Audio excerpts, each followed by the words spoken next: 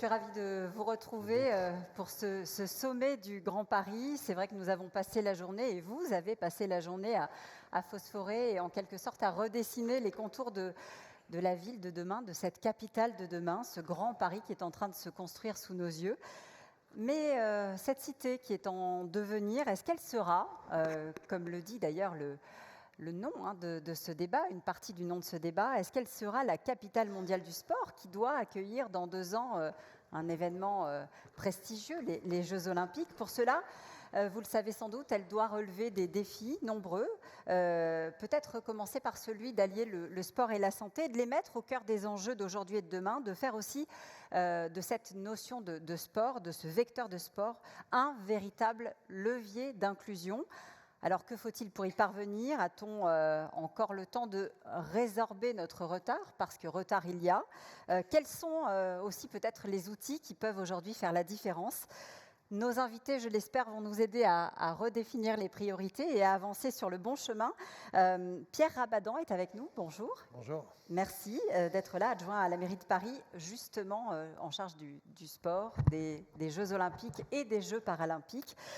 Hicham Ousseni est également avec nous. Bonsoir. Bonsoir. Vous êtes le cofondateur de Kunto, K-U-N-T-O. C'est une appli qui parle d'inclusion et notamment d'inclusion avec les personnes en situation de handicap. Ludovic Toro est également avec nous. Bonsoir. Bonsoir. Maire de Couron, conseiller métropolitain et conseiller régional d'Île-de-France. Et puis Marie Tabarly. Bonsoir Marie. Bonsoir. Navigatrice bien sûr et comportementaliste équin, on dit comme ça. C'est ça. Alors avant de se demander si Paris peut être la capitale mondiale du sport, je voudrais vous livrer un chiffre qui va probablement faire débat. Il n'y a manifestement que 14% de la population d'Île-de-France qui pratique aujourd'hui une activité physique. Est-ce que déjà ça vous étonne ou est-ce que c'est quelque chose qui vous paraît être dans la norme? Ludovic Toro, je vous ai vu réagir, frémir. Bon, je pense qu'on est au-dessus de 14%. Les derniers chiffres qui sont sortis nous mettent au-dessus. Il y a ceux qui sont licenciés et ceux qui ne sont pas licenciés. Alors, en licencié, on est un peu au-dessus. Alors oui, on est nettement au-dessus de 14%.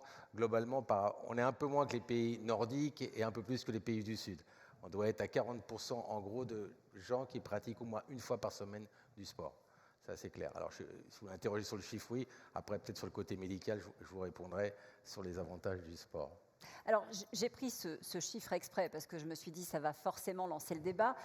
Si on veut faire de Paris, Pierre Rabadan, la capitale mondiale du sport, si on veut être un vecteur d'inclusion, il faut davantage embarquer les gens, davantage leur faire une pratique sportive quotidienne.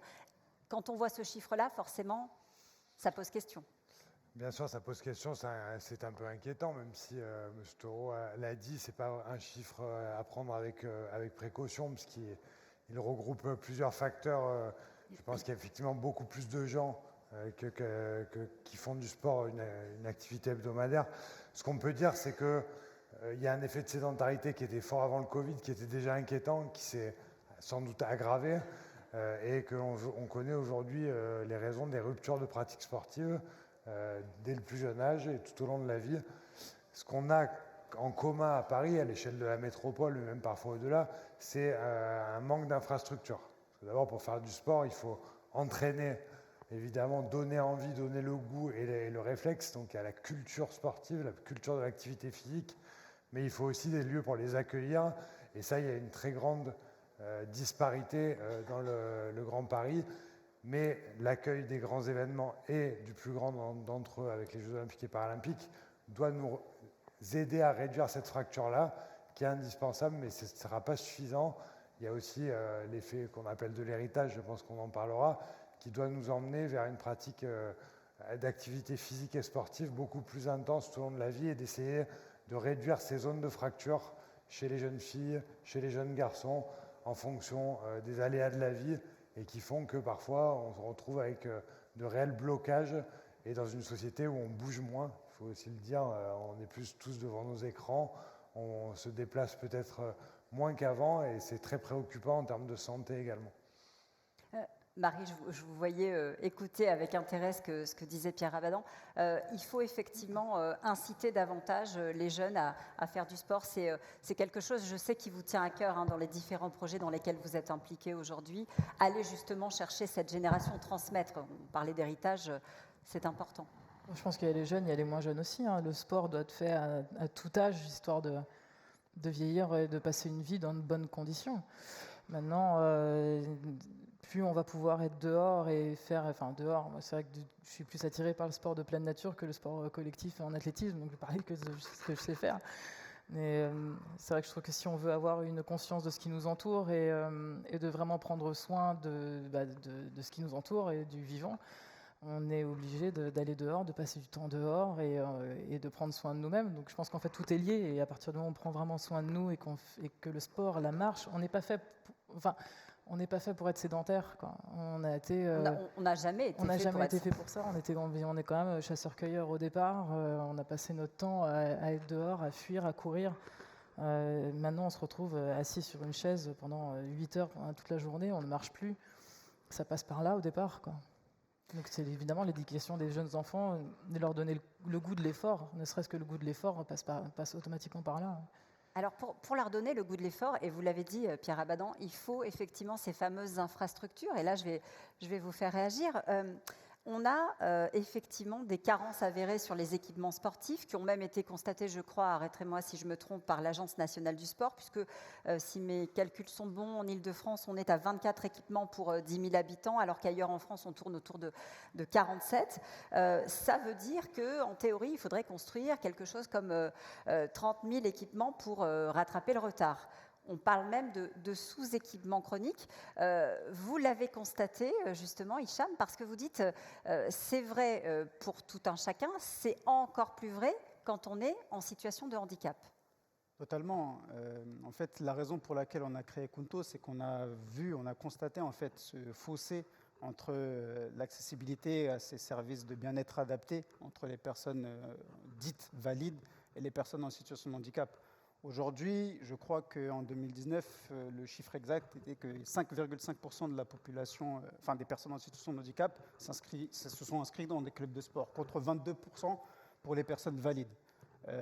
Aujourd'hui, je crois qu'il n'y a aucune structure totalement adaptée en Ile-de-France, or qu'il y en a 5 dans la France entière. Donc, le problème, c'est que quand une personne en situation de handicap a envie de faire du sport, elle est confrontée à plusieurs difficultés, donc notamment se déplacer pour aller justement dans la salle de sport. Et elles nous ont souvent dit, pour faire 45 minutes de sport, si je dois faire 45 minutes de sport, il ne faut pas que je prenne 2 heures pour aller au sport. Et toutes ces contraintes en fait, de structure qui existent leur donnent des difficultés en fait, à pratiquer. Et c'est la raison pour laquelle on a créé Kunto, un outil digital qui permet aux personnes en situation de handicap de faire du sport de manière autonome. Donc, vous avez référencé, si je peux résumer comme ça, les méthodes pour aider les personnes en situation de handicap à faire du sport sans avoir à se déplacer, sans avoir à faire ces fameux trajets à l'autre bout de l'Île-de-France. Exactement. En fait, on a créé une application mobile sportive qui s'adapte à un handicap ou à une pathologie. Donc, en fait, concrètement, on y retrouve des programmes sportifs qui sont personnalisés en fonction de la singularité de la personne. Ludovic Toro ? Oui, j'entends ce que vous dites. Il y avait une mission parlementaire avant que M. Jean Castex parte, qu'il avait commandée et qui est claire. Pas assez d'équipements sportifs et la moitié ont plus de 50 ans. Tout est clair. Je vous donne un exemple, ma ville, je ne peux pas prendre de sport parce que j'ai un gymnase et il est blindé. Et il est impossible aujourd'hui, vu les dotations qu'on a, de pouvoir construire. Il y a beaucoup de gens qui veulent faire du sport, mais on est limité dans les salles pour faire des compétitions, parce qu'il faut annuler. C'est très complexe. Donc on le dit à chaque fois, c'est le nerf de la guerre, l'argent, mais je le répète encore une fois, si vous ne donnez pas aux collectivités territoriales les moyens de construire, et pas seulement, il faut que ça vienne d'en haut aussi du ministère, vous ne pourrez pas, aussi bien pour les vieux que pour les jeunes, aussi bien pour les handicapés, et vous avez totalement raison. Mais aujourd'hui, nous les maires, si on pouvait ouvrir, mais il faut nous donner les moyens. Les moyens, on va les donner pour les Jeux Olympiques, il y aura des installations qui seront pérennes, mais n'oublions pas qu'il y a la région Île-de-France aussi, et le Grand Paris, et tout ne se passera pas dans toutes les villes, bien hélas. Il manque des infrastructures, c'est clair. Alors, il manque des infrastructures, Pierre Rabadan. Néanmoins, le mouvement est initié pour essayer de rattraper le retard.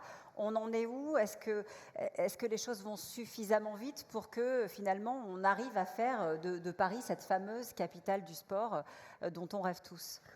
Alors je crois qu'au niveau mondial, je pense qu'on peut le dire maintenant, Paris est le Grand Paris, et ça va l'être encore plus avec l'accueil de la Coupe du Monde de rugby et les Jeux Olympiques et Paralympiques. J'en dirai un mot après pour répondre à votre interrogation et en complément de ce que vous avez fait qui me paraît tout à fait à propos. Mais sur les infrastructures, je rebondis sur ce que dit M. Taureau. Évidemment, il faut un plan massif d'investissement de grande ampleur pour développer les infrastructures sportives. Il y a des problèmes de densité, notamment, moi, ce que je connais le mieux à Paris Intramuros, mais là, les Jeux, déjà, ils ont été pensés à l'échelle du Grand Paris. Alors, vous avez raison de dire que ça ne concernera évidemment pas toutes les villes, mais le territoire qui bénéficiera le plus des Jeux Olympiques et Paralympiques, c'est la Seine-Saint-Denis. C'était le territoire le plus carencé, le département le plus pauvre de France, et celui qui aura le plus de bénéfices territoriaux et d'infrastructures sportives. Donc c'est un premier élément. Mais il n'est évidemment pas suffisant et ça ne s'arrêtera pas aux Jeux. Les Jeux ne permettront pas de construire le gymnase nécessaire dont vous avez besoin. Également dans d'autres villes où il y a des besoins, franchement, à tous les niveaux. Et aujourd'hui, j'ai le même problème que vous. J'ai un petit peu plus de gymnase, mais je suis confronté à la même difficulté. Quand j'ai un événement, je dois impacter des créneaux d'associations, donc les empêcher de faire du sport pour qu'un événement se déroule. On en est quasiment là. Donc, c'est une réalité, il faut l'affronter. Il faut aussi se dire que peut-être il est temps de donner, comme vous l'avez dit, les moyens aux collectivités pour qu'elles développent une pratique sportive plus régulière qui touche un plus grand nombre de personnes. L'accueil des grands événements, il a aussi cet effet d'entraînement. On le sait, on a eu 14 grands événements internationaux depuis 2016 dans la région parisienne. À chaque fois, il y a un pic de pratique derrière. La question, c'est est-ce qu'on est capable de l'absorber? La réponse est partiellement oui. Donc, on a un vrai enjeu là-dessus. Juste un mot sur le parasport. Pic de pratique, mais est-ce qu'on avance sur la question de l'inclusion par le sport? Alors, c'est un sujet plus vaste que celui des infrastructures, mais dont il fait partie. Oui, je pense qu'on avance parce qu'on a identifié aujourd'hui que c'est un outil de santé publique, éducatif, essentiel et d'inclusion sociale qui est déterminant et que finalement peu de choses, peu d'éléments dans notre société permettent de faire. L'école a ce rôle et elle doit initier, vous le disiez tout à l'heure, la culture sportive, le goût de l'effort, mais ce n'est pas suffisant. Aujourd'hui, l'école ne remplit pas toutes les fonctions peut-être qu'on lui prêtait auparavant. Et je pense qu'on a un travail avec les associations, avec tous les acteurs qui développent des solutions numériques qui sont aussi tout à fait complémentaires. La pratique libre hors licencié, vous y faisiez référence aussi, et dans des villes très denses, ça prend beaucoup d'espace. C'est que tout ça est complémentaire, mais il faut aujourd'hui qu'on investisse plus le sport. Et à mon sens, c'est là-dessus qu'on n'est pas encore au rendez-vous. Sur les infrastructures adaptées, vous m'avez dit, Hicham, que dans certains pays, effectivement, quand on pousse la porte d'un gymnase, les personnes en situation de handicap peuvent aller faire leur sport, comme nous tous, parce que les équipements ont été pensés pour être adaptés. Aujourd'hui, ça n'existe pas ou pas encore ou pas suffisamment chez nous. Qu'est-ce qu'il faudrait pour accélérer la manœuvre? En fait, je dirais que quand on innove et quand on crée quelque chose, on sait aujourd'hui qu'il y a à peu près 18% de la population française qui est en situation de handicap.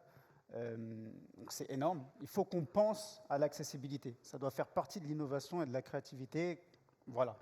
Le problème aujourd'hui, c'est que quand vous rentrez chez un grand compte dans le domaine du sport, malheureusement, les personnes en situation de handicap, je vais parler que de l'handicap, ne serait-ce que visible, donc une personne en fauteuil roulant, des fois, elle ne peut même pas traverser la porte, parce qu'en fait, ce n'est pas accessible. Donc ça, c'est une première problématique.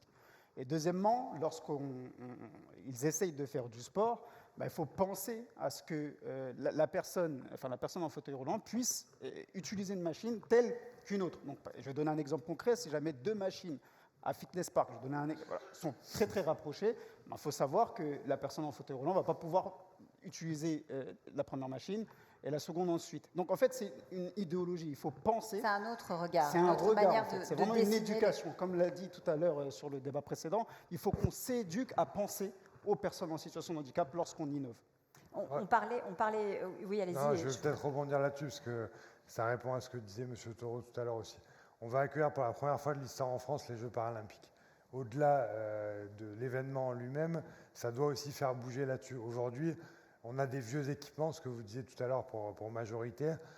Toutes les rénovations doivent être conçues, je crois que c'est le cas en tout cas de ce que j'entends, en accessibilité universelle. Il y a aussi des équipements dédiés, je pense au Prisme en Seine-Saint-Denis qui vont être mis en place. Tout, par exemple, les travaux d'infrastructure que l'on fait sur les sites d'entraînement ont en premier objectif l'accessibilité.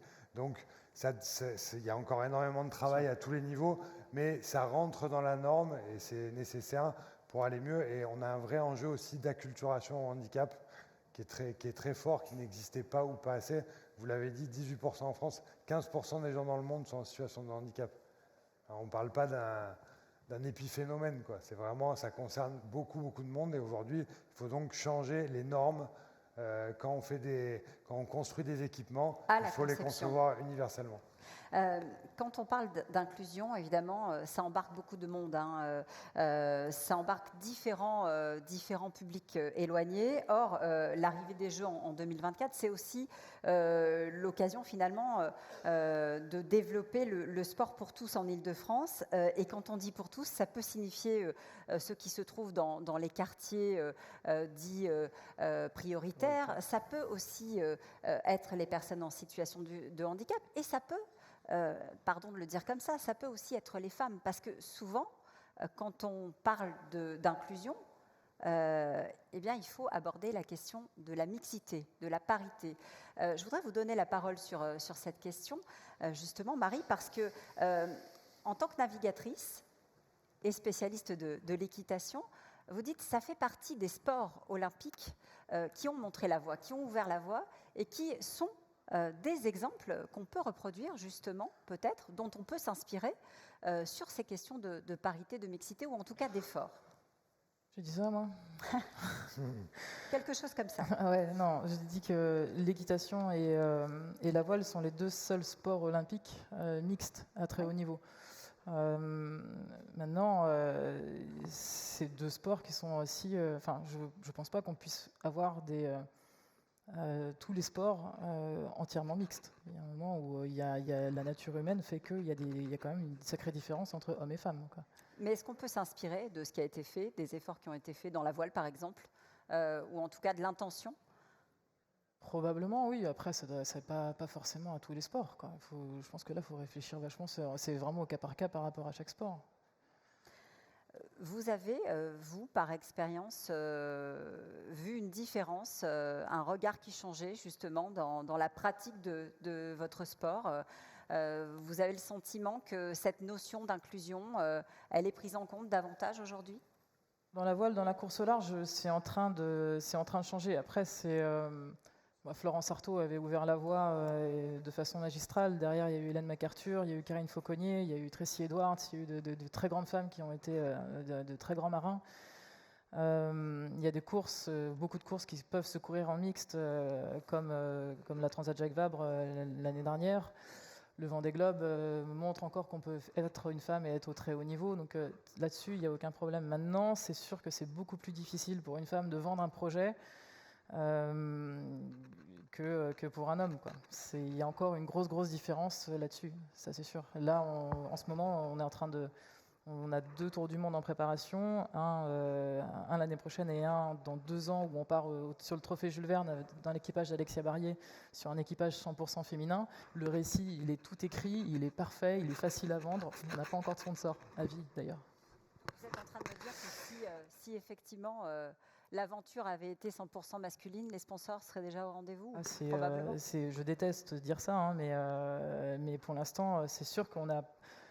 vu le nombre de partenaires qu'il y a en ce moment dans le monde de la voile, où il y a une explosion en IMOCA, il y a une explosion en classe 40, et je ne sais pas, on ne doit pas se vendre de la même façon, où nous on arrive en mode très honnête en disant bah là on sait faire ça, et eux ils arrivent en mode super-héros et ils se vendent super bien, et je sais pas, il y a plein de choses qui font que probablement, mais c'est pourtant beaucoup plus dur. les femmes sont là, parce que vous m'avez dit dans le projet Penduic, on a embarqué des bénévoles, Penduic 6, le projet élémentaire, hein, vous avez embarqué des bénévoles, vous avez fait un appel à candidature et vous avez reçu 48% de candidatures féminines. On part sur un tour du monde de 8 mois, on part dans les conditions de la première Whitbread 73, donc la première course autour du monde en équipage avec escale.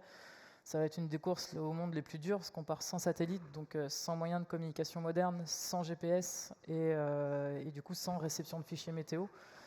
Ça va être très très long comme course, et j'ai reçu 170 dossiers de candidature. Sur les 170, j'ai eu 48% de femmes. Et à la fin de ma sélection, je suis à 18 équipiers, parce que je fais des roulements, et j'ai sélectionné 18 marins. Mais il se trouve que dans les 18 marins, j'ai 10 hommes et 8 femmes. Je ne suis pas allé chercher la parité, mais voilà, elles sont là, quoi. Maintenant, je pense qu'à très haut niveau, il y a une différence d'appréciation entre, et je retrouve ça dans l'équitation et dans la voile, c'est qu'il y a un moment où je pense que les femmes ne sont pas forcément nécessairement attirées par les mêmes choses que les hommes. Et la compétition à très haut niveau, où on doit être pilote, je ne suis pas sûr que ça allait pas. Enfin, moi, perso, ça ne m'intéresse pas du tout. Et je pense qu'il y a pas mal de gens, enfin de femmes en tout cas, que ça n'intéresse pas. Mais qu'on retrouve du coup dans d'autres corps de métier. Ou alors, il y a plein de façons d'aborder un sport, et notamment l'équitation, et notamment la voile. Il y a beaucoup de choses à faire dedans. Donc les radars, à des moments, ils ne sont pas forcément bien ciblés, quoi. Et les Jeux Olympiques sont peut-être une opportunité supplémentaire de changer le regard, de changer les choses, si nécessaire. Ça va être une étape, mais il va falloir qu'il y en ait encore 50, 70, 100 des étapes. Ça va être, mais c'est comme pour le handicap, c'est sûr que c'est pas les Jeux Olympiques qui vont tout changer. Enfin, j'aimerais beaucoup, mais ça m'étonnerait. Il y a déjà eu beaucoup d'événements. Il y a des coupes du monde hommes, femmes. Il y a des même on en parlait là tout à l'heure, le Tour de France cyclisme, où les hommes voyagent en business et les femmes en seconde, c'est quand même moyen, quoi. C'est quand même très très moyen. On est en 2022. Ça existe aussi dans le football, hein. On se faisait la remarque. C'est vrai dans beaucoup de sports. Pierre Abadan, je vous voyais opiner du chef.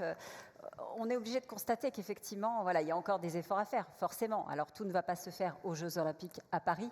En attendant, on est le pays des droits de l'homme. On a aussi peut-être une charge mentale à porter sur ces dossiers-là, sur ces dossiers d'égalité. Je pense qu'il faut être fier de la porter d'abord, et on rattrape une anomalie de l'histoire, hein, parce que pour la première fois de l'histoire des Jeux Olympiques et Paralympiques, on aura une parité totale des athlètes. Alors, on ne devrait même pas se poser la question, on ne devrait pas avoir à parler de ça. Mais j'ai revu notamment un documentaire sur Alice Mia, qui est une des grandes prêtresses du sport féminin. Et à l'époque, les femmes ne participaient pas aux Jeux Olympiques, il y a encore un siècle.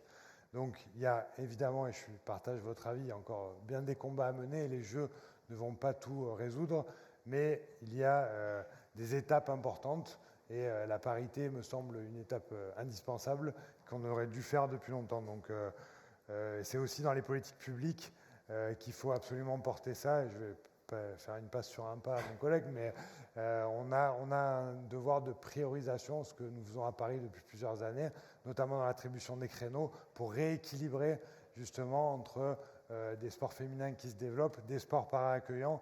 J'aurai peut-être l'occasion d'en dire un mot après. Le développement du parasport nécessite aussi une politique incitative pour donner plus de créneaux et rattraper un certain retard. Ouais, Ludovic Toro, Oui, vous rattrapez la balle au bon ? Oui, mais localement, on la rattrape. C'est un niveau plus haut quand ça monte que ça ne rattrape pas. Parce que localement, au niveau des mairies, on n'a aucun problème de mixité. Ça, c'est une chose certaine. Maintenant, vous me parliez d'argent, évidemment. Mais il faudrait peut-être, dans ces cas-là, si on veut trouver de l'argent, aller chercher au ministère de la Santé. Parce que le sport, c'est quand même bon pour la santé. Parce qu'on ne va pas tous les collectivités santé. On ne peut plus. Les collectivités ne peuvent plus. Les dotations globalement de dotations se sont effondrées, donc il faudra un moment que les ministères lâchent de l'argent, c'est évident. Comme vous le savez, la santé va rallonger votre vie, va vous apporter plein de choses, vous allez consommer moins de médicaments, donc c'est un investissement sur la santé. Donc il faudrait aussi que le ministère de la Santé se joigne au ministère des Sports pour essayer de donner de l'argent pour avoir une meilleure santé et surtout d'autres locaux. Ça, c'est hyper important. Parce que nous, localement, on n'a pas assez de local pour répondre à la demande. Très clairement, dans les villes, on n'a pas assez. Il y a beaucoup de demandes et on peut pas répondre. On fait des choix. En fait, on fait des choix sur des anciens sports qui sont présents et des nouveaux qui viendraient à arriver, mais là, je ne peux pas leur donner d'endroit. Alors, ils vont dans d'autres villes, ce qui est dommage pour les villes. On en est là aujourd'hui. Il manque cruellement d'infrastructures sportives. On en revient à notre discussion initiale.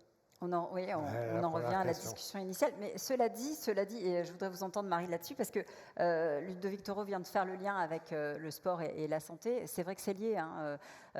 Vous travaillez beaucoup avec les chevaux. Vous m'avez dit, on a beaucoup discuté. Vous m'avez dit, finalement, il faut aussi construire la ville autrement, prendre en compte peut-être des nouvelles pratiques, notamment pour les personnes en situation de handicap ou les personnes atteintes de certaines maladies, pour les mettre en rapport avec les chevaux. Ça peut être aussi un vecteur de bien-être, parce que sport, santé, bien-être, ça va ensemble. Ah oui, c'est ce que je disais au début, tout est lié. Tout est absolument lié. Donc on peut, en ce moment, on nous demande de faire des énormes efforts sur l'environnement, de moins consommer, de mieux consommer, etc. Mais en fait, tout ça ne viendra que quand on sera heureux, en fait, quand on sera convaincu par là où on doit aller. Et pour ça passe d'abord par prendre soin de nous, et ça passe forcément par une alimentation beaucoup plus saine, ça passe par un job qui nous correspond mieux, ça passe aussi forcément par une activité physique et bien se sentir dans son corps, quoi. Forcément, tout est lié, ouais. Vous m'avez parlé d'une expérience qui est menée, je crois, en Bretagne, qui pourrait tout à fait être dupliquée ici, en région parisienne, avec les chevaux. Oui, ça c'est une différence. Je pense que, je ne sais pas si c'est qu'une expérience. Je pense que, en tout cas, c'est un centre de rééducation, un grand centre de rééducation en Bretagne, qui s'appelle Kerkapap, qui, pour les personnes ayant subi des gros traumas, font une rééducation sur le dos d'un cheval, parce que du coup le cheval provoque un 8 de chiffre, et du coup, ce qu'on fait un 8 de chiffre avec son bassin, et du coup ça remet en route en fait tout le circuit osseux, musculaire, nerveux en fait du cavalier, et c'est une autre façon encore de pouvoir faire du soin, ouais. Ah, mais ce sont des dossiers connexes, hein, si j'ose dire. Si on arrive à construire une offre un peu différente de soins, de sport et de santé, forcément le mieux vivre. On va dire que c'est un exemple qui prend en charge, qui montre bien qu'on peut aller sur du soin en thérapie, qu'en même temps la personne est dehors et en relation avec un cheval, donc en plus nourrit le cérébral et le mental. Et c'est pas moi qui l'invente, hein, la tête et le corps sont intimement liés, donc oui. La tête et le corps intimement liés, je suis sûre que ça vous parle, Ludovic Toro. Je parlais tout à l'heure du physique, êtes. mais le psychique, est-ce que les sportifs sont toujours contents quand ils font du sport? Rares sont les sportifs qui ne sont pas contents, puisqu'ils le font volontairement. Ce que je veux dire, il y a le côté physique et le côté psychique, les deux sont ensemble, on ne peut pas les délier, ça c'est une chose certaine.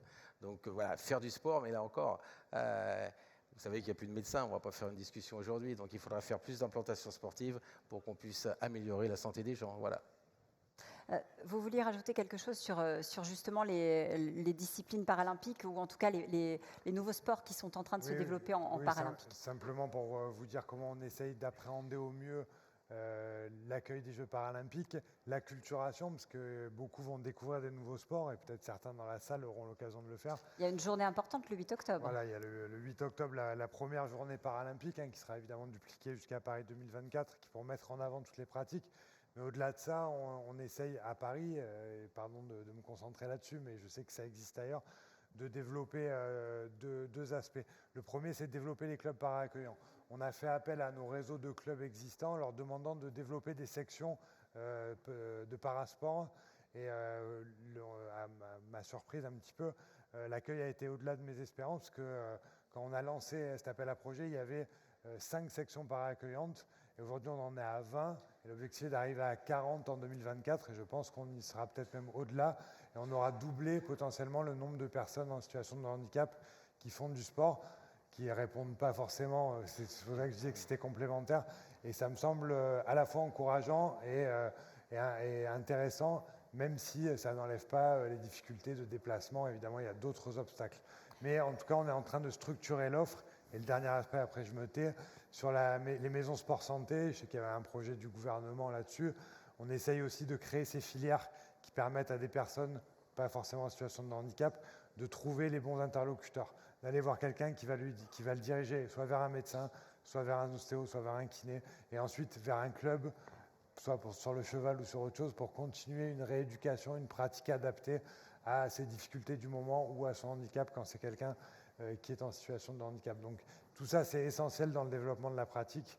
On voit bien que c'est différents maillons de la chaîne qui sont en train de se combiner et de s'imbriquer. Une réaction peut-être à ce que vient de dire Pierre Abadan? Non, mais je pense que la volonté du gouvernement de valoriser le handisport et le sport paralympique, il est réel, il n'y a aucun problème là-dessus. C'est juste qu'il y avait certaines problématiques, telles que par exemple le référencement des clubs de handisport qui sont à proximité de chez soi. Ça, on sait qu'une personne en situation de handicap n'a pas forcément la connaissance de la pratique sportive, en tout cas qui peut être adaptée à lui, autour de chez lui. Et ça, pour moi, ça c'est quelque chose qui devait être réglé. Je pense que des actions comme le 8 octobre à Bastille vont être des actions qui vont nous permettre d'améliorer en tout cas ce point de vue. Et c'est très bien, ça avance dans le bon sens.